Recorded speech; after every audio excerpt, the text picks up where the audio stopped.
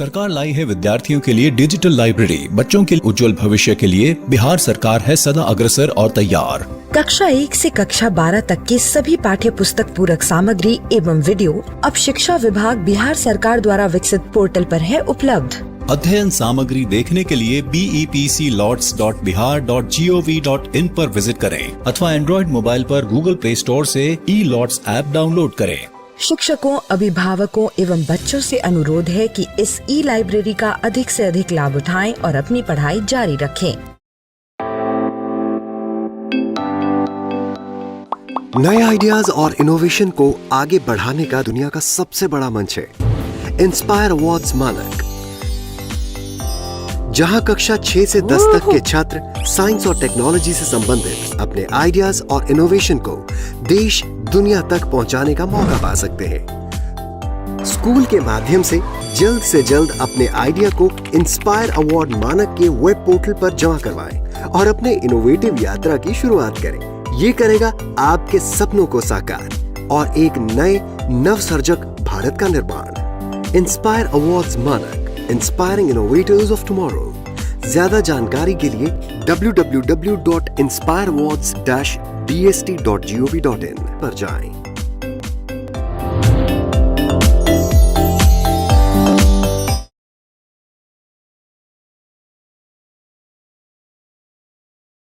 इस वीडियो में मैं ये साबित करना चाहता हूं कि जो शीर्ष कोण होते हैं, जिन्हें हम ऊर्ध्वाधर सम्मुख कोण भी कहते हैं, वो बराबर होते हैं या सर्वांग सम होते हैं।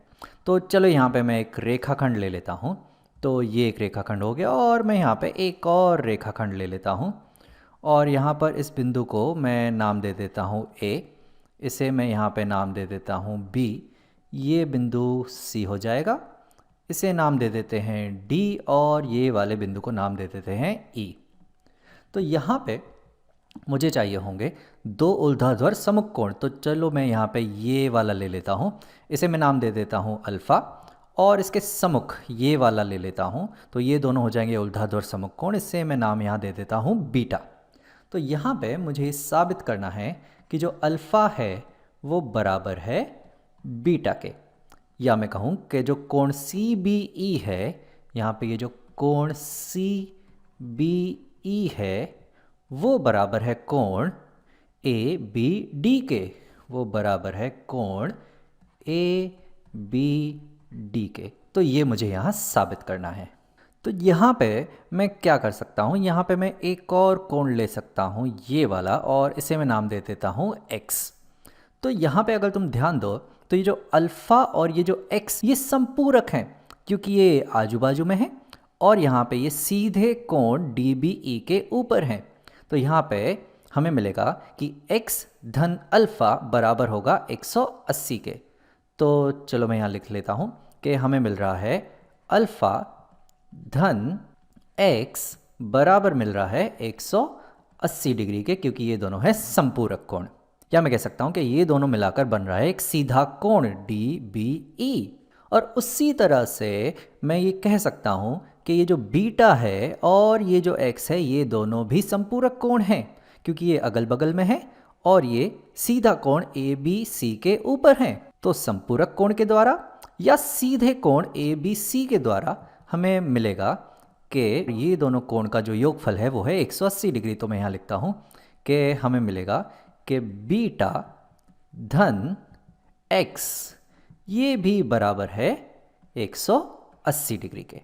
अब अगर यहाँ पर ये वाले समीकरण में मैं दोनों तरफ x से घटा दूँ तो हमें क्या मिलेगा, तो हमें मिलेगा अल्फ़ा हमें बराबर मिलेगा, यहाँ x तो कट जाएगा तो यहाँ आएगा 180 डिग्री ऋण x। और यहाँ पे ये वाले समीकरण में भी अगर मैं दोनों तरफ x से घटा दूँ तो मुझे क्या मिलेगा, तो मुझे मिलेगा कि जो बीटा है, यहाँ x तो कट जाएगा, वो बराबर मिलेगा 180 डिग्री ऋण x के। तो यहाँ पे अगर तुम देखो तो यहाँ अल्फ़ा हमें बराबर मिल रहा है 180 ऋण x और यहाँ पे बीटा भी बराबर मिल रहा है 180 ऋण x। यानी कि इसका मतलब ये हुआ कि अल्फ़ा जो है वो बराबर है बीटा के। और यही तो हम साबित करना चाहते थे कि अल्फ़ा बराबर है बीटा के, या ये जो कोण है CBE ये बराबर है कोण ABD के। यानी कि ये जो शीर्ष कोण होते हैं या जिन्हें हम ऊर्ध्वाधर समकोण कोण भी कहते हैं, ये दोनों सर्वांग सम होते हैं, बराबर होते हैं। तो उसी तरह से यहाँ पे अगर इस कोण को मैं नाम देता y, तो ये जो y कोण है ये तो x का शीर्ष कोण है या ऊर्ध्वाधर समकोण कोण है। तो यहाँ पे हमें ये मिलता कि कोण x भी बराबर है कोण y के। और ऊर्ध्वाधर समकोण कोणों को हम कुछ इस प्रकार से दर्शाते हैं। तो यहाँ पे ये वाला कोण और ये वाला कोण ये दोनों बराबर हो गए, और यहाँ पे ये दोनों कोण भी बराबर हैं, तो इसको हम ऐसे दर्शाते हैं। अब इसके ऊपर हम या तो ऐसे दे सकते हैं कि ये दोनों कोण बराबर हैं और ये दोनों कोण बराबर हैं, या फिर हम कभी कभी यहाँ पे ऐसे दो चिन्ह भी बना देते हैं जो ये दर्शाता है कि ये दोनों कोण बराबर हैं और ये दोनों कोण बराबर हैं। तो ये होते हैं ऊर्ध्वाधर समकोण या शीर्ष कोण। यहाँ पर मैं एक रेखा बना लेता हूँ। तो यहाँ पर मैंने ये रेखा बना ली और इस रेखा को मैं नाम दे देता हूँ रेखा M। और समझो कि यहाँ इस रेखा पर कहीं पर भी एक बिंदु है और ये बिंदु है A, और कहीं पर भी इस पर एक और बिंदु है, ये बिंदु है B। और साथ ही साथ मैं एक और रेखा भी बनाता हूँ। तो यहाँ पर ये रेखा हो गई रेखा N, और यहाँ पर मैं एक बिंदु ले लेता हूँ, यहाँ पर बिंदु ले लेता हूँ बिंदु C, और यहाँ पर बिंदु ले लेता हूँ बिंदु D। तो ये दो बिंदु C और D इस रेखा N पर कहीं पर भी हो सकते हैं। और ये दोनों जो रेखाएं हैं वो इस समतल पर हैं, वो इस स्क्रीन पर हैं या वो इस पेपर पर है। और मैं तुम्हें एक और बात बता देता हूं कि ये दोनों जो रेखाएं हैं ये कभी भी एक दूसरे को प्रतिच्छेद नहीं कर रही हैं। तो ऐसी रेखाएं जो समतल पर हों और एक दूसरे को कभी भी प्रतिच्छेद ना करें, ऐसी रेखाओं को हम कहते हैं समांतर रेखाएं। तो ये दोनों रेखाएं यहाँ पर M और N समांतर हैं, और इसे हम ऐसे दर्शाते हैं कि जो रेखा M है वो समांतर है रेखा N के। या मैं ये भी कह सकता हूं कि जो रेखा AB है, जो रेखा यहाँ पर AB है, वो भी समांतर है रेखा CD के। तो हम समांतर रेखाओं को कुछ इस तरह से दर्शा सकते हैं। और कभी कभी हमारे चित्र में समांतर रेखाओं के ऊपर ऐसे ये चिन्ह देकर ये दर्शाते हैं कि ये दोनों रेखाएं समांतर हैं, कभी ऐसे या फिर ऐसे। तो हमने जाना कि ये होती हैं समांतर रेखाएं। तो चलो फिलहाल इस चिन्ह को मैं यहाँ से हटा देता हूँ। तो ये यहाँ से हट गए, और अब मैं यहाँ एक और रेखा बनाता हूँ। तो यहाँ पर समझो मैं ये एक और रेखा बनाता हूँ। तो ये रेखा हो गई, और ये रेखा इन दोनों रेखाओं को प्रतिच्छेद कर रही है। यहाँ पर इसे मैं नाम दे देता हूँ, ये है हमारी रेखा L, और जो रेखा L है वो इन दोनों को प्रतिच्छेद कर रही है। तो ऐसी रेखा को हम कहते हैं तिर्यक छेदी रेखा। तो जो रेखा L है वो तिर्यक छेदी रेखा है यहाँ पर। अब यहाँ मैं रुचि रखता हूँ इन सारे कोणों में जो यहाँ पर बन रहे हैं। तो यहाँ पर जो ये वाला कोण है, या ये यहाँ पर इतने कोण बन रहे हैं, यहाँ पे भी इतने कोण बन रहे हैं इन रेखाओं के जरिए। तो हम जानना चाहते हैं कि इनके बीच में क्या रिश्ता है। तो यहाँ पर मैं समझो कि ये कोण बनाता हूँ। तो ये एक कोण हो गया, और ये जो कोण है ये तो बराबर होगा ये वाले कोण के, क्योंकि ये दोनों तो ऊर्ध्वाधर शीर्ष कोण है।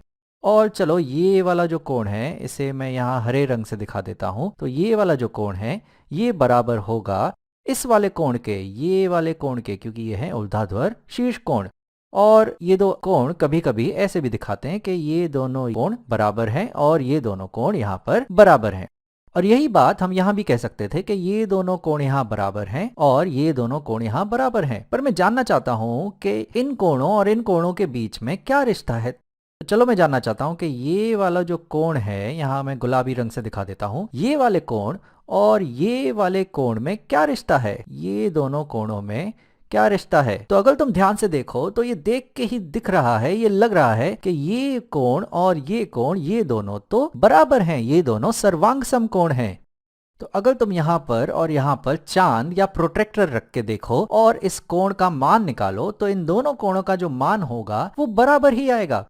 ये जरा मैं कुछ अच्छे तरीके से यहाँ पे तुम्हें बताता हूँ। यहाँ पर जरा मैं इन दोनों रेखाओं को जरा सीधा बना देता हूँ। तो ये रेखा यहाँ पर और ये रेखा यहाँ पर मैंने सीधी बना दी है।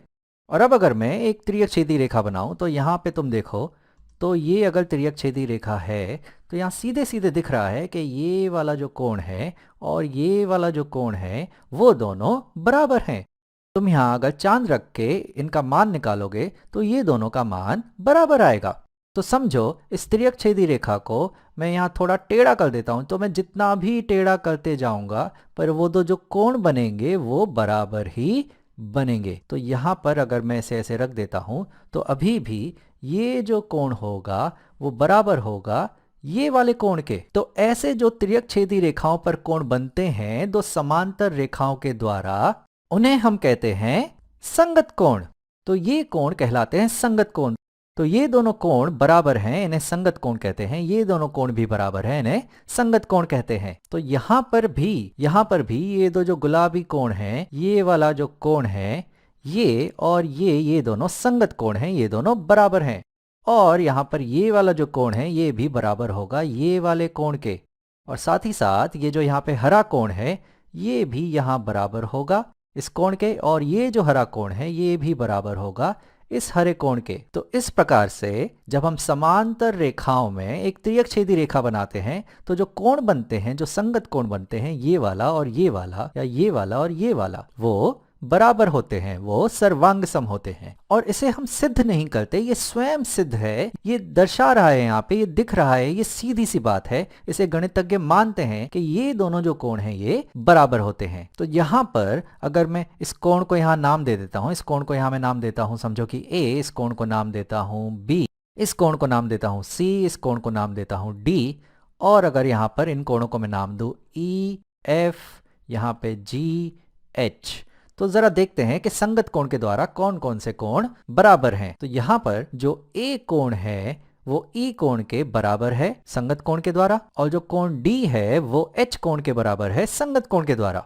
और जो A और D हैं वो तो ऊर्ध्वाधर शीर्ष कोण के द्वारा भी बराबर हैं, और E और H भी ऊर्ध्वाधर शीर्ष कोण के द्वारा भी बराबर हैं। तो ये सारे जो नीले कोण हैं ये बराबर हैं। तो मैं यहाँ लिखता हूं कि जो कोण A है वो बराबर है कोण D के, जो बराबर है कोण E के, जो बराबर है कोण H के।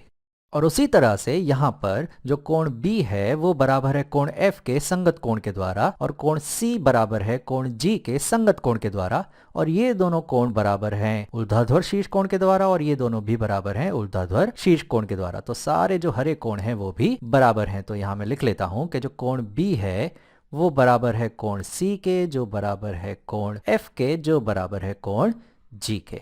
तो इस वीडियो में हमने जाना संगत कोण के बारे में। तो जब भी दो समांतर रेखाएं होंगी और एक तिर्यक छेदी रेखा से जो संगत कोण बनेंगे, ये वाला और ये वाला, वो बराबर होंगे। समांतर और लंब रेखाओं के सभी जोड़ों को पहचानें। तो यहाँ पे हमें कुछ रेखाएं दी गई हैं और हमें पहचाननी है कि इनमें से कौन से जोड़े रेखाओं के समांतर हैं और कौन से लंब हैं। तो चलो हम शुरू करते हैं समांतर रेखाओं से। तो समांतर रेखाएं वह रेखाएं होती हैं जो एक ही समतल में हो और एक दूसरे को प्रतिच्छेद ना करें। तो यहाँ पे मैं देख रहा हूँ कि ये सारी रेखाएं जो हैं ये एक ही समतल में हैं। बस हमें ये देखना है कि ये एक दूसरे को प्रतिच्छेद कर रही हैं या नहीं। लेकिन ये हम सिर्फ देखकर नहीं बता सकते, हमें साथ ही साथ कुछ जानकारी भी दी गई होनी चाहिए, क्योंकि सिर्फ देखकर हम नहीं बता सकते कि वो प्रतिच्छेद कर रही हैं या नहीं कर रही हैं। क्योंकि हो सकता है कि वो यहाँ पे, जैसे कि यहाँ पे ये AB है और ये CD है, ये अभी तो प्रतिच्छेद नहीं कर रही हैं, लेकिन आगे जाके हो सकता है कहीं पे प्रतिच्छेद करें। तो हमें कुछ जानकारी चाहिए। तो यहाँ पे मैं देख रहा हूँ कि ये जो 90 डिग्री का कोण है और ये जो 90 डिग्री का कोण है, ये दोनों कोण तो बराबर हैं। और ये जो रेखा ST है ये रेखा CD पर लंब है, और ये जो रेखा UV है ये भी रेखा CD पर लंब है। तो मैं कह सकता हूं कि CD तो यहाँ पर एक त्रियक छेदी रेखा की तरह काम कर रही है, जहां पे ये रेखा ST और ये रेखा UV इन दोनों पे समान कोण बना रही है 90 डिग्री का। तो संगत कोण के द्वारा ये दोनों कोण अगर बराबर हैं तो संगत कोण के द्वारा ये दोनों जो रेखाएं हैं ST और UV ये दोनों तो समांतर होंगी। तो यानी कि हमें मिल रहा है कि ST रेखा और UV रेखा समांतर हैं। तो चलो मैं यहाँ लिख देता हूँ कि हमें मिल रहा है कि ST रेखा जो है, यहाँ पे रेखा का चिन्ह दे देता हूँ मैं, ये समांतर है रेखा UV के। तो यहाँ पे रेखा UV के ये समांतर है।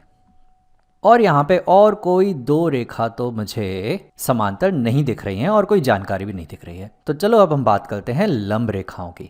तो यहाँ पर अभी अभी तो हमने बात की थी कि जो एस टी रेखा है ये सी डी रेखा पर लंब है। तो हमें सबसे पहले मिल रहा है कि एस टी रेखा जो है वो लंब है सी डी रेखा पर, और उसी तरह से ये जो यू वी रेखा है ये भी सी डी रेखा पर लंब है। तो यहाँ पे मैं लिखता हूँ कि यू वी रेखा भी लंब है सी डी रेखा पर। और यहाँ पे एक और मुझे 90 डिग्री का कोण दिख रहा है। तो यहाँ पे मैं देख सकता हूँ कि ये जो डब्ल्यू एक्स रेखा है ये लंब है ए बी रेखा पर। तो यहाँ पे मैं लिख लेता हूँ कि ये जो डब्ल्यू एक्स रेखा है ये लंब है रेखा ए बी पर। तो यहाँ पे मैं लिख देता हूँ रेखा A B.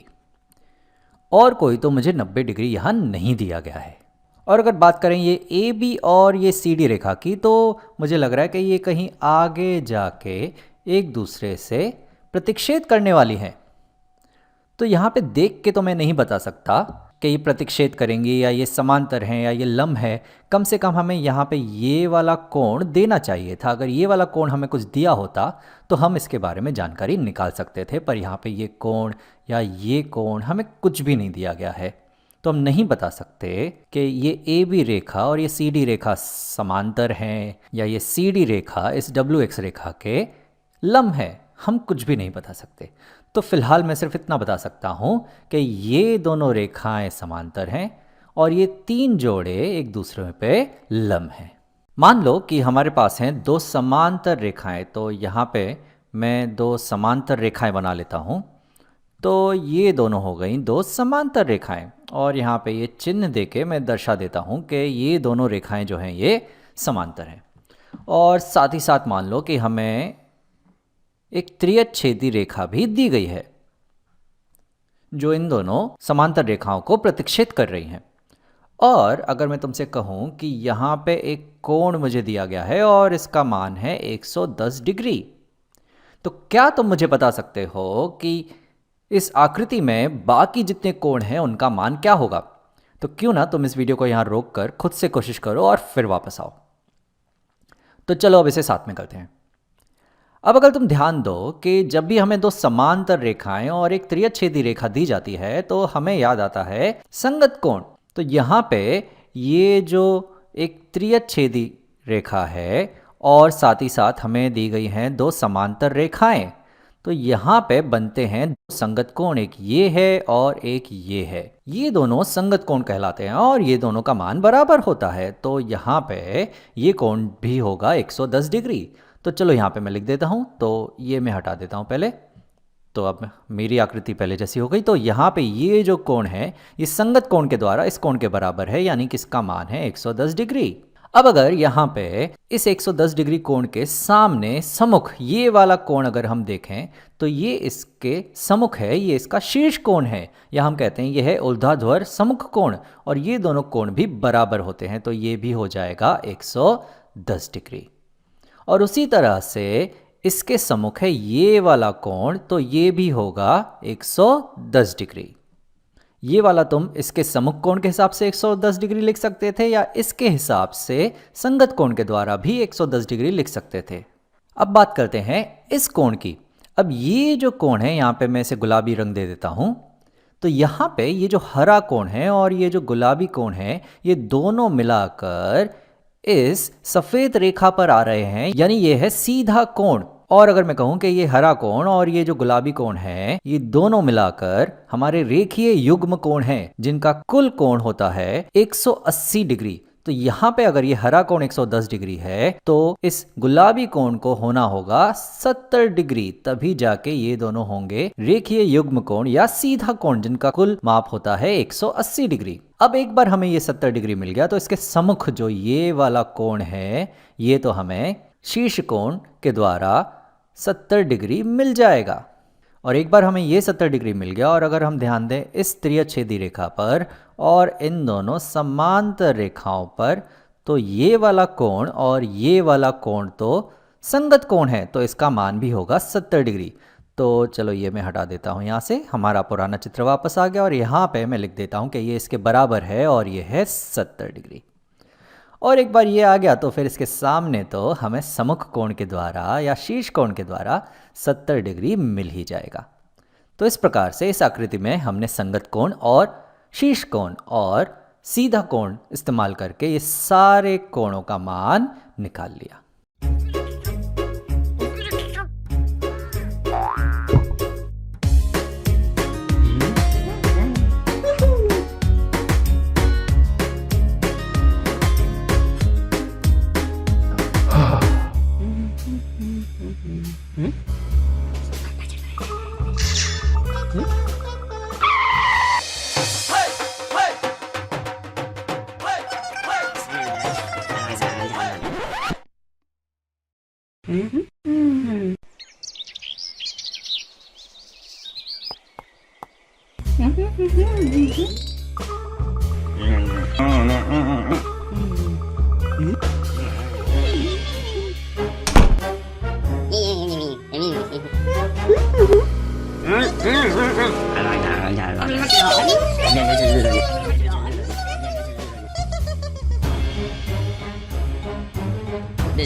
Telekovic ka na rin. Diyan ka na.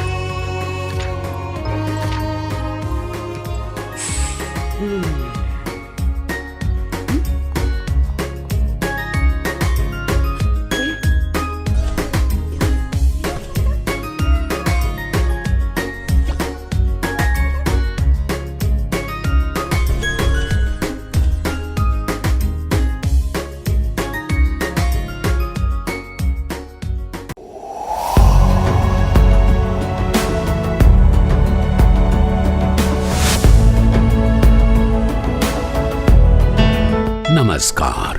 आप शिक्षकों द्वारा दी गई अच्छी शिक्षा से आज लाखों विद्यार्थी इनोवेशंस कर रहे हैं। उन सभी को इंस्पायर अवार्ड्स मानक में हिस्सा लेने प्रोत्साहित कीजिए।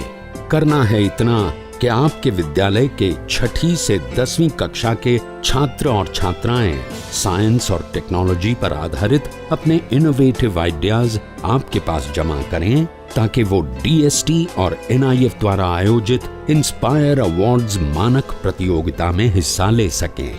1 लाख छात्रों को 10-10 हजार रुपए मिलेंगे अपने आइडियाज को प्रोटोटाइप्स बनाने के लिए। फिर छात्र डिस्ट्रिक्ट, स्टेट और नेशनल लेवल पर अपने इनोवेशंस को दिखाएंगे, फिर प्राइजेस और सम्मान पाएंगे।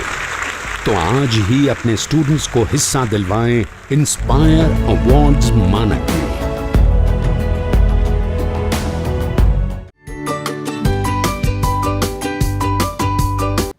बच्चों, अब तक हमने जाना कि मुद्रा क्या है और मुद्रा से पहले ट्रांजैक्शन कैसे होते थे, अर्थात वस्तु विनिमय या बार्टर सिस्टम प्रणाली थी, यानी एक वस्तु के बदले दूसरी वस्तु के साथ लेन देन किया जाता था।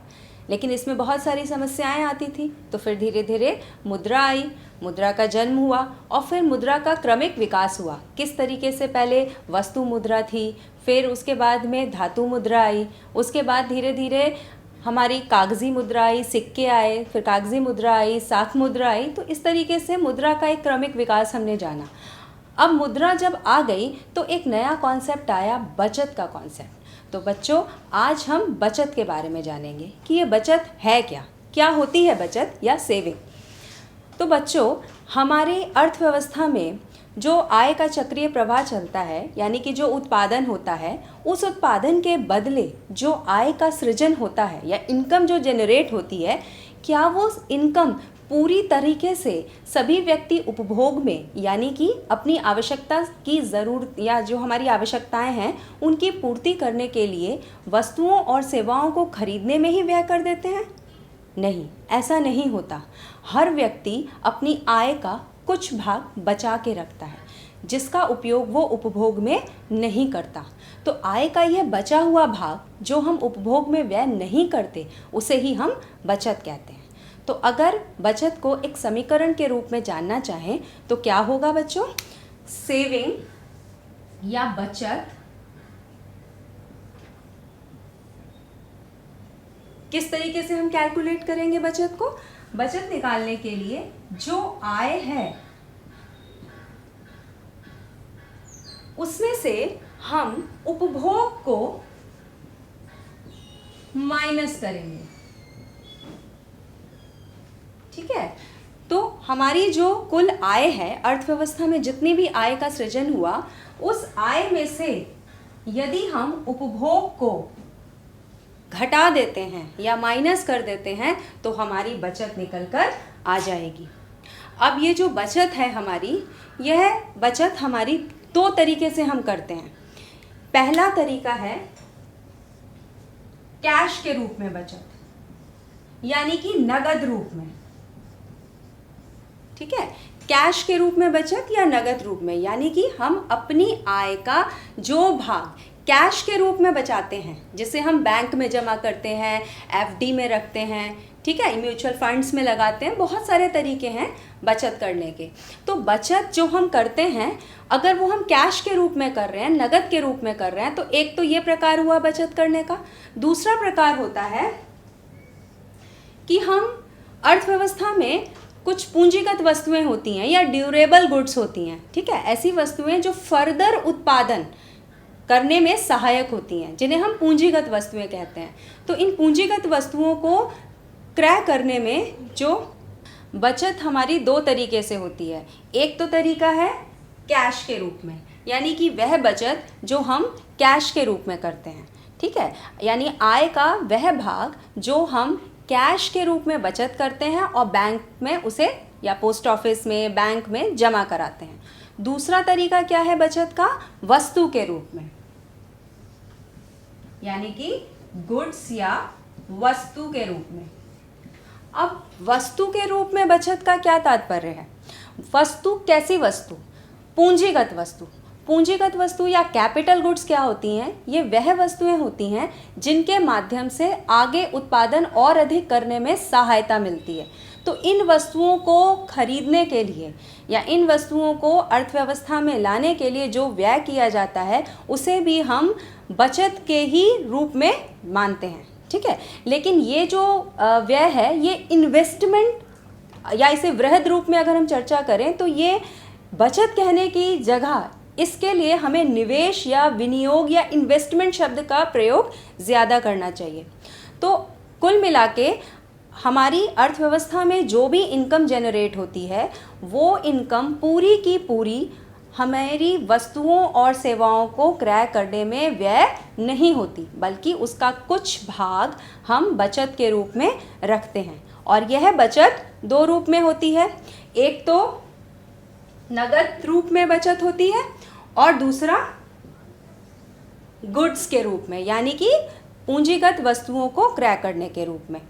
अब अर्थशास्त्रियों का मानना है कि बचत हमेशा निवेश या विनियोग के बराबर होनी चाहिए, यानी कि सेविंग को अगर हम एस से डिनोट करें तो एस इक्वल्स टू आई। आई का तात्पर्य है इन्वेस्टमेंट। तो बचत हमेशा विनियोग के बराबर होनी चाहिए। ऐसा क्यों होना चाहिए इसकी चर्चा करते हैं, ऐसे जानते हैं। तो बच्चों, जो बचत होती है यह एक तरीके का रिसाव या लीकेज कहलाता है। रिसाव या लीकेज का तात्पर्य ये हुआ कि एक अर्थव्यवस्था में जो आय का चक्रीय प्रवाह चलता है उसमें से अगर कुछ पैसा बचा लिया जाता है या आय का कोई बड़ा भाग बचा लिया जाता है तो वो अर्थव्यवस्था के प्रवाह से बाहर हो जाता है, ठीक है। तो वो एक तरीके का रिसाव है। लेकिन इसी बाहर हुए भाग को वापस अर्थव्यवस्था में हम कैसे डालें कि वो प्रवाह में वापस चला जाए। तो इसको इंजेक्ट करने के लिए, वापस प्रवाह में डालने के लिए हमें क्या करना होता है? इन्वेस्टमेंट।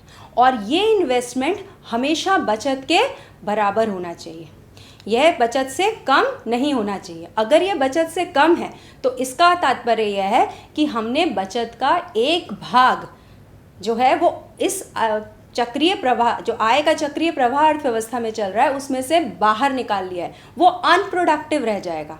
इनकम का इस्तेमाल हमेशा फर्दर इन्वेस्टमेंट के लिए करना चाहिए। तो बच्चों ये कैसे होता है? जैसे कि एक समाज में व्यक्ति अपनी बचत, हम लोग अपनी बचतें कहाँ रखते हैं?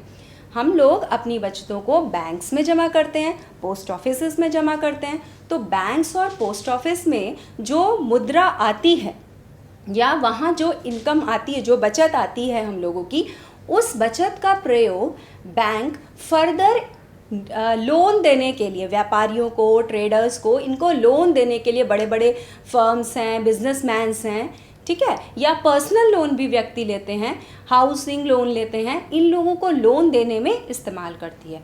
तो ये जब लोन के रूप में जो व्यापारी वर्ग या जो फर्म्स हैं या बिजनेस सेक्टर है, जो ये लोन लेता है, वो इस लोन को कहाँ इस्तेमाल करते हैं? विनियोग के माध्यम से वापस अर्थव्यवस्था में इस पैसे को इंजेक्ट कर दिया जाता है। तो कुल मिला के एक अर्थव्यवस्था में जो भी बचत होती है वो विनियोग के बराबर हो जाती है, ठीक है। तो बचत का कॉन्सेप्ट हमने आज समझा कि बचत होती क्या है। तो बच्चों, बचत का मतलब है अगर हमारी जो भी आय है उसमें से जो भाग हम उपभोग पर व्यय करते हैं, यानी अपनी आवश्यकताओं की पूर्ति के लिए जो वस्तुएं और सेवाएं हम खरीदते हैं, उस पर जो हम व्यय करते हैं वो हमारा उपभोग व्यय हुआ। और उपभोग में से, आय में से जो उपभोग है उसे अगर हम माइनस कर दें, यानी कि आय में से उपभोग या कंजम्पशन एक्सपेंडिचर को अगर हम माइनस कर दें, तो हमारा बचत निकल के आता है। और ये बचत हमेशा निवेश या इन्वेस्टमेंट के बराबर होना चाहिए। बचत को जानने के बाद अब हम साख के विषय में जानेंगे। साख होता क्या है? अगर शाब्दिक रूप में बात करें तो साख का तात्पर्य होता है विश्वास या भरोसा, ठीक है, कि हम सामने वाले व्यक्ति पर कितना भरोसा करते हैं, कितना विश्वास करते हैं, उसे हम शाब्दिक रूप में साख कहते हैं। अर्थशास्त्र में साख का अभिप्राय होता है ऋण भुगतान की क्षमता में विश्वास, यानी कि जिस व्यक्ति को ऋण दिया जा रहा है उस व्यक्ति पर कितना भरोसा है कि वह भविष्य में उस ऋण का भुगतान कर पाएगा अथवा नहीं। मान लीजिए अगर हम ये कहते हैं कि पर्सन एक्स या अरुण की बाज़ार में साख अच्छी है, तो इसका तात्पर्य यह है कि उसकी ऋण भुगतान करने की क्षमता अच्छी है। सभी व्यक्तियों को ये विश्वास है बाज़ार में कि वह व्यक्ति यानी अरुण अपने ऋण का भुगतान कर देगा, समय पर अपने ऋण का भुगतान कर देगा। तो जब हम साख की बात करते हैं तो दो पक्ष हमारे सामने आते हैं। एक पक्ष है ऋणदाता और दूसरा है ऋणी, यानी कि साख में दो पक्ष होते हैं, ऋणदाता और ऋणी। ऋणदाता का तात्पर्य है वह व्यक्ति जो ऋण दे रहा है, ऋण देने वाला व्यक्ति, और ऋणी का अभिप्राय है वह व्यक्ति जो ऋण ले रहा है, ठीक है।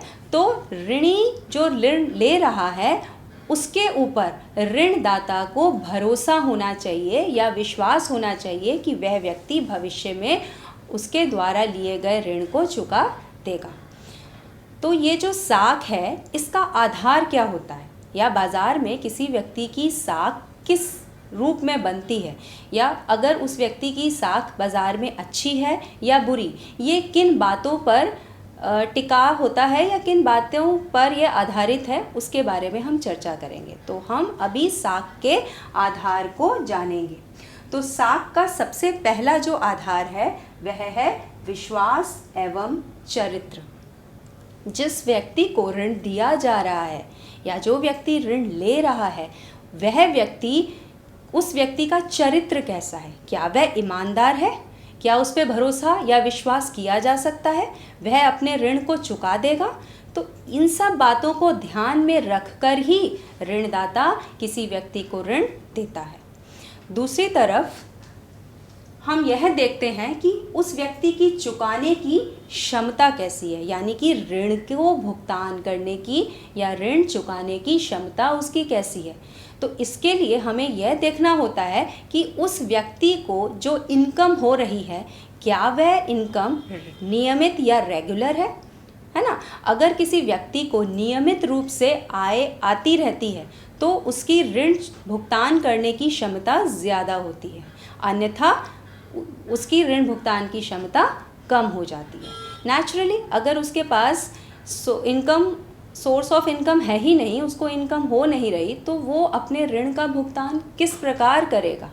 तो ऋणदाता इस बात को भी पहले अच्छे से जांचता है कि ऋणी की ऋण को भुगतान करने की क्षमता है भी अथवा नहीं है।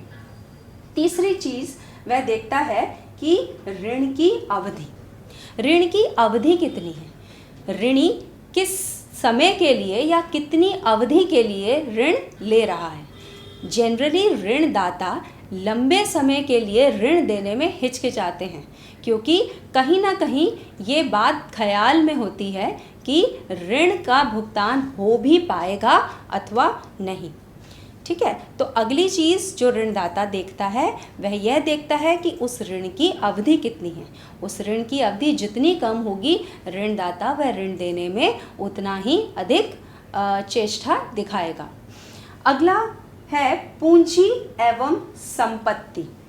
जब भी ऋणी ऋण लेता है तो उस ऋण के बदले वो ऋणदाता को अपनी किसी पूंजी या संपत्ति को मॉर्गेज करता है, यानी कि गिरवी रखता है। ठीक है, तो उसको ध्यान में रख कर कि जो पूंजी या संपत्ति को ऋणी गिरवी रख रहा है उस संपत्ति की वैल्यू कितनी है। ठीक है, उस वैल्यू के अकॉर्डिंगली ही ऋणदाता ऋण के अमाउंट को या लोन के जो अमाउंट है उसको निर्धारित करता है। ठीक है, तो बच्चों हमने ये जाना कि साख का आधार क्या होता है। तो साख का सबसे पहला आधार होता है उस व्यक्ति जो ऋण ले रहा है, यानी ऋणी पर हमारा कैसा विश्वास है, और ये विश्वास उसके चरित्र से बनता है।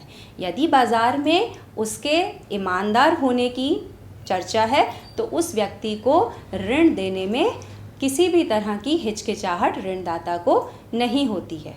दूसरी तरफ वह उसके ऋण चुकाने की क्षमता को देखता है, उसके बाद वह ऋण की अवधि को देखता है, तदुपरांत वो पूंजी एवं संपत्ति जिसे वह गिरवी रख रहा है उसकी वैल्यू का आकलन करता है।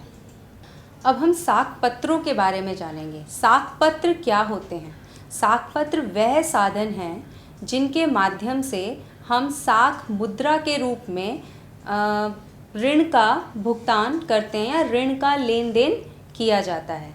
जिस प्रकार से मुद्रा के सहायता से हम वस्तुओं और सेवाओं का लेन देन करते हैं, उसी प्रकार वर्तमान में हम ऋण का लेन देन यानी लोन्स का जो लेन देन या एक्सचेंज होता है वो साख पत्रों के माध्यम से किया जाता है। साख पत्र और मुद्रा में जो प्रमुख अंतर है वह यह है कि मुद्रा जो है वो लीगल टेंडर या विधिग्राह्य होती है।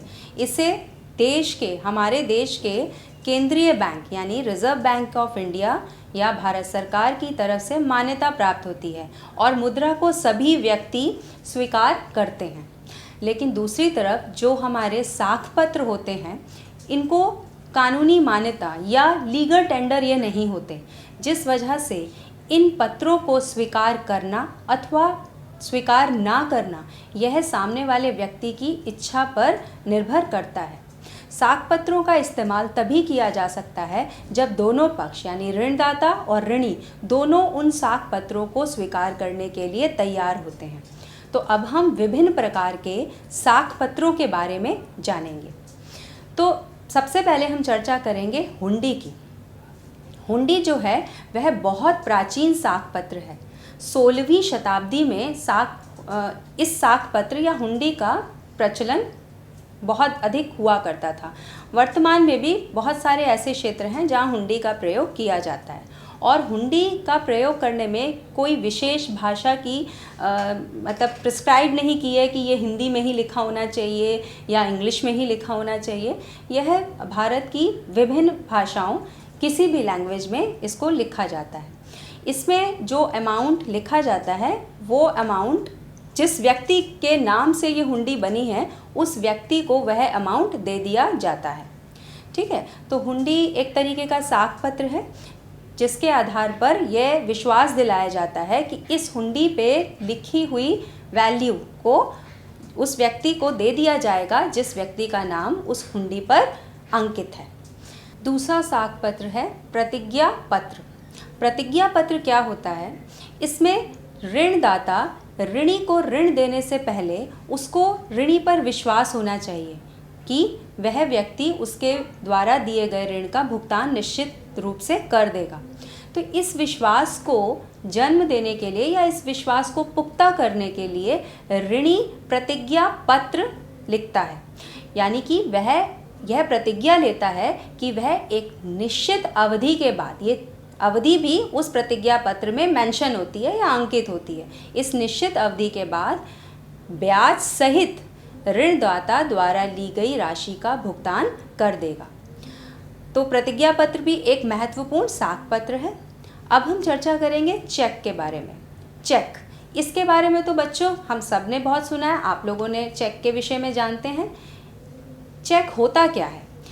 चेक एक तरीके का लिखित आदेश होता है जो कोई भी व्यक्ति जिसका बैंक में अकाउंट है वह अपने बैंक को एक लिखित आदेश देता है कि उस चेक में अंकित राशि को वह उस व्यक्ति को जिसका नाम उस चेक पर अंकित है या संस्था उसके अकाउंट में ट्रांसफ़र कर दे या उस व्यक्ति को दे दे। तो ये एक व्यक्ति बैंक को लिखित आदेश देता है और यह कौन दे सकता है आदेश? वही व्यक्ति आदेश दे सकता है जिस व्यक्ति का उस बैंक में अकाउंट होता है।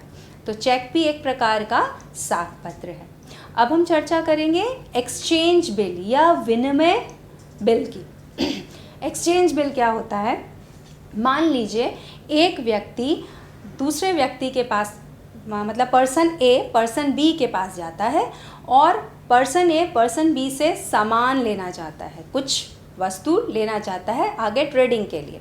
For example person A person B से के पास जाता है और वो देखता है कि वह मोबाइल कवर्स बेचता है। अब पर्सन ए को पर्सन बी के यहाँ जो मोबाइल कवर्स हैं वो पसंद आते हैं। वो कहता है कि आप मुझे 50,000 की वैल्यू के मोबाइल कवर्स दे दीजिए, लेकिन इसका भुगतान, इस राशि का भुगतान मैं अभी नहीं कर सकता, मैं इस राशि का भुगतान ब्याज सहित आपको 3 महीने बाद कर दूंगा। अब अगर पर्सन बी इस बात से सहमत होता है तो फिर दोनों के बीच में एक एक्सचेंज बिल रेडी होता है जिसमें ये मेंशन होता है कि पर्सन ए 3 महीने बाद, डेट स्पेसिफिकली इसमें अंकित होती है, मेंशन्ड होती है कि वह 3 महीने बाद इस तारीख को ब्याज सहित इतना परसेंट, जो भी 2%, 3% जो डिसाइड करता है पर्सन बी, उस रेट ऑफ इंटरेस्ट के आधार पर वह व्यक्ति उस राशि को वापस कर देगा। तो ये हुआ हमारा एक्सचेंज बिल। तो ये भी एक तरह का साख पत्र है। अगला है डिमांड ड्राफ्ट। डिमांड ड्राफ्ट भी एक साख पत्र होता है। डिमांड ड्राफ्ट क्या होता है? यह एक लिखित आदेश है जो एक बैंक दूसरे बैंक को देता है, ठीक है। और इसमें बैंक जो ड्राफ्ट बनाता है उसमें जिस व्यक्ति या संस्था का नाम होता है उसको वह लिखित राशि का भुगतान कर देने का आदेश एक बैंक दूसरे बैंक को या एक बैंक अपनी ही किसी दूसरी ब्रांच को देता है। अगला साख पत्र है हमारा ट्रैवलर चेक। ट्रैवलर चेक या यात्री चेक ये बहुत महत्वपूर्ण साख पत्र है।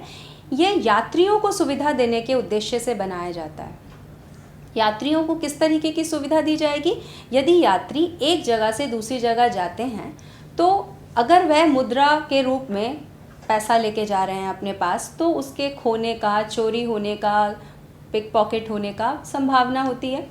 तो ऐसी स्थिति में क्या होता है कि व्यक्ति बैंक में जाता है, अपने बैंक में, और राशि जमा करके उसके बदले में ट्रैवलर चेक ले लेता है। ठीक है, यात्री साख पत्र एक उसको बैंक इशू कर देता है, और जिस जगह उसको जाना है, जिस दूसरी जगह उसे जाना है, वहाँ उसी बैंक की ब्रांच में जाके वो पत्र देता है और उसके बदले उसको भुगतान कर दिया जाता है। तो इस तरीके से बच्चों ये विभिन्न प्रकार के साख पत्रों के बारे में हमने जाना, जैसे कि हुंडी, प्रतिज्ञा पत्र, cheque, exchange bill, demand draft, यात्री चेक इत्यादि। तो यह जो साख पत्र हैं, इन्होंने वर्तमान में तत्काल ऋण के लेन देन की जो हमारी प्रोसेस था उसे बहुत सरल कर दिया है। जैसे जैसे अर्थव्यवस्था का विकास होता है वैसे वैसे उत्पादन बढ़ने लगता है, आर्थिक क्रियाएं बढ़ने लगती हैं, और उन बढ़ती हुई आर्थिक क्रियाओं के लिए इमीडिएट हमें हैवी अमाउंट की आवश्यकता होती है कि हम उसमें इन्वेस्ट कर सकें और आर्थिक क्रियाओं को बढ़ा सकें। किसी भी उत्पादक के पास तत्काल में इतना बड़ा अमाउंट, है ना, मुद्रा का बहुत बड़ा अमाउंट तत्काल में कलेक्ट या इकट्ठा कर पाना संभव नहीं हो पाता है। तो ये साख पत्र उसे मदद करते हैं ट्रांजैक्शंस करने के लिए। एक देश से दूसरे देश के बीच में भी ट्रांजैक्शंस होते हैं जिन्हें हम आयात निर्यात के शब्द में जानते हैं। तो ये आयात निर्यात भी हमारे जो हैं वो लेटर्स ऑफ क्रेडिट यानी साख पत्रों के माध्यम से किए जाते हैं। तो बच्चों, अब तक हमने क्या जाना कि मुद्रा कैसे आई। मानव सभ्यता का विकास जो है वो मुद्रा का ही विकास है। जैसे जैसे मुद्रा का विकास हुआ उसके साथ साथ मानव सभ्यता का भी विकास हुआ। धीरे धीरे मुद्रा जो है वो विकसित होते होते प्लास्टिक मुद्रा, साख मुद्रा तक पहुंची और हमारे देश का विकास होता चला गया। बच्चों, अब इस चैप्टर पर आधारित ऑब्जेक्टिव क्वेश्चंस को हम सॉल्व करेंगे। सबसे पहला फिलिंग द ब्लैंक्स को हम डील करते हैं। सबसे पहला है, आधुनिक युग की प्रगति का श्रेय डैश को ही है। आंसर, मुद्रा। दूसरा, मुद्रा हमारी अर्थव्यवस्था की डैश है। आंसर, रीढ़। तीसरा, मुद्रा के विकास का इतिहास मानव सभ्यता के विकास का डैश है। इतिहास। एक वस्तु के बदले में दूसरी वस्तु के आदान प्रदान को डैश प्रणाली कहा जाता है। आंसर, वस्तु विनिमय।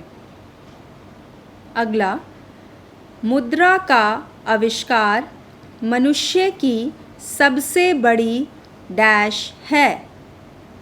आंसर, उपलब्धि। अगला, मुद्रा विनिमय का डैश है। आंसर, माध्यम। अगला, प्लास्टिक मुद्रा के चलते विनिमय का कार्य डैश हो गया है। आंसर, सरल। अगला, मुद्रा एक अच्छा डैश है। आंसर, सेवक। अगला, आय तथा उपभोग का अंतर डैश कहलाता है। आंसर, बचत। अगला, साख का मुख्य आधार डैश है। आंसर, विश्वास। बच्चों, इन ऑब्जेक्टिव क्वेश्चंस के अतिरिक्त कुछ शॉर्ट आंसर्स भी इस चैप्टर में पूछे जाते हैं, जैसे वस्तु विनिमय क्या है, मौद्रिक प्रणाली क्या है, मुद्रा की परिभाषा दें, एटीएम क्या होता है, क्रेडिट कार्ड क्या है, बचत क्या है, साख क्या है, वस्तु विनिमय की प्रणाली की कठिनाइयाँ क्या हैं, मुद्रा के कार्यों पर प्रकाश डालें, मुद्रा के आर्थिक महत्व पर प्रकाश डालें इत्यादि। तो बच्चों, आज हमने मुद्रा, बचत एवं साख चैप्टर कंप्लीट कर लिया है। इसके ऑब्जेक्टिव क्वेश्चंस को भी हमने देखा। इस चैप्टर के आधार पर आप सभी अभ्यासों को बनाएंगे और उसकी प्रैक्टिस करेंगे। अगली क्लास में हम हमारी वित्तीय संस्थाओं के विषय में पढ़ेंगे और जानेंगे। Thank you for today. नए आइडियाज और इनोवेशन को आगे बढ़ाने का दुनिया का सबसे बड़ा मंच है इंस्पायर अवार्ड्स मानक, जहां कक्षा 6 से 10 तक के छात्र साइंस और टेक्नोलॉजी से संबंधित अपने आइडियाज और इनोवेशन को देश दुनिया तक पहुंचाने का मौका पा सकते हैं। स्कूल के माध्यम से जल्द अपने आइडिया को इंस्पायर अवार्ड मानक के वेब पोर्टल पर जमा करवाएं और अपने इनोवेटिव यात्रा की शुरुआत करें। ये करेगा आपके सपनों को साकार और एक नए नवसर्जक भारत का निर्माण। इंस्पायर अवार्ड्स मानक, इंस्पायरिंग इनोवेटर्स ऑफ टुमारो। ज्यादा जानकारी के लिए www.inspireawards-bst.gov.in पर जाएं।